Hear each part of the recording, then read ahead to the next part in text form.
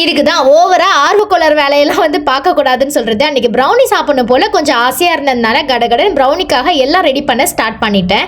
ஒரு 30 மினிட்ஸ் தான் இருக்குது. ஃப்ரெண்டு கால் பண்ணி நீங்கள் ரெடி ஆகிட்டிங்களா, வெளியில் போகலாம், நேற்றே நான் உங்கள்கிட்ட சொல்லியிருந்தேன்ல அப்படின்றாங்க. எனக்கு அப்போ தான் ஞாபகம் வருதுங்க, மறந்தே போயிட்டேன். பாதி மேக் பண்ணிகிட்டே இருக்கேன், அப்படியே விட்டுட்டும் வந்து போக முடியாது. ஓகே, நம்ம எல்லாம் ரெடி பண்ணிவிட்டு நம்ம ஓவனில் வச்சுட்டு கிளம்பிடலாம் அப்படின்னு சொல்லிட்டு கடகடன் வந்து ப்ரௌனிக்காக எல்லாம் ரெடி பண்ண ஸ்டார்ட் பண்ணேன். ஓவரால் எல்லாம் நல்லா தாங்க போயிட்டு இருக்கு அப்படின்னு வந்து நினைக்கிறீங்களா? கடைசியில் தாங்க வச்சுட்டாங்க ஆப்பு. ஸோ அன்னைக்கு வந்து பார்த்தீங்கன்னா நல்லா ஃபட்ஜி ப்ரௌனி வந்து சாப்பிடணும் அப்படின்ற ஆசையில தான் வந்து ராகி மாவு கொஞ்சம் ஹெல்த்தியாகவும் இருக்கட்டும் ஃபுல்லாக நாட்டு சக்கரைலாம் யூஸ் பண்ணி சூப்பராக வந்து பர்ஃபெக்டாக ரெடி பண்ணி நானும் ட்ரேயில் ஊற்றி வச்சுட்டு வெளியில் வந்து கிளம்பிட்டேன். வந்து பார்க்குறேன் வந்து ப்ரௌனியை காணும். 2 பீஸ் மட்டும் தான் வச்சுருக்காங்க. எங்கடா நான் வச்ச ப்ரௌனி அப்படின்னு கேட்டால், நான் வரத்துக்குள்ளார அடம் பிடிச்சி என் பையன் அதை கட் பண்ண சொல்லி அவங்க அப்பாவும் பிள்ளையும் வச்சு சாப்பிட்டுட்டாங்க. 2 பீஸ் தான் கடைசியில் எனக்கு வந்து மிச்சம் கிடச்சிது. ஆனால் சும்மா சொல்லக்கூடாது, ரொம்ப சூப்பராகவே இருந்தது. நல்லா ஃபட்ஜியாக மாய்ஸ்டாக வந்து இருந்தது. சாப்பிட்றதுக்கே நல்லா இருந்தது. ஏன்னா எனக்கு கிடைச்சது கடைசியில் 2 தானா.